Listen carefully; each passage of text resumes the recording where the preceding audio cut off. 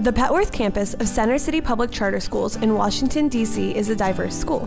Every third student is an English language learner, or ELL. And although it was ranked a Tier 1 school in 2012, ELL students were struggling with test scores far below class averages for the District of Columbia. In 2013, Center City's teachers turned that around. Their ELLs posted the biggest gains in the city. How did they do it? They started by digging through the data and looking for patterns. We pulled a data report for each grade, 1 through 8, and we were looking for trends in how far below the ELL average was on that standard in comparison to their peers. And so what we want to do is make sure that we're closing the gap in terms of their test scores and their academics and their trajectory, and so that they can catch up to their general education peers. We took the highly tested standards, the ones that would be seen again and the ones that were really foundational for students to really have success in reading, and we targeted the ones where the ELL students were falling 10 points or below their class average on that scale, and we designed our curriculum around that. To Center City teachers, these test data weren't just numbers. They formed a map that pointed back to the specific skills their students were missing.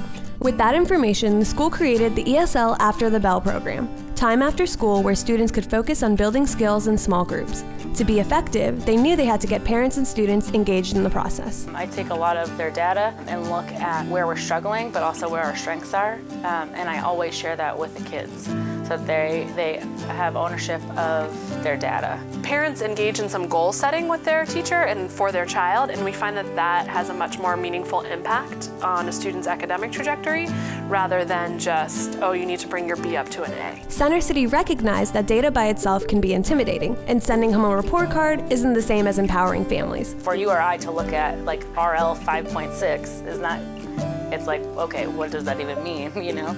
And then I had to think about how I'm going to relay that to my students, and then again, how I'm going to speak to the parents in order for them to be able to feel confident to help them at home. So I think a lot of, again, it comes down to constant communication with my families.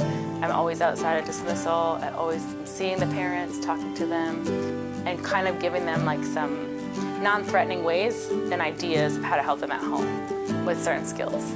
Since the program, and especially having these conversations with the students and their parents, we've seen a big difference in the parents coming to the building, because a lot of times the parents are just really shy, they want to be involved, but they don't really know what to do, they don't really understand a lot of the information that's given to them, and I feel like this really helped them be like, you know what, I need to get in there and I need to do what's best for my kid.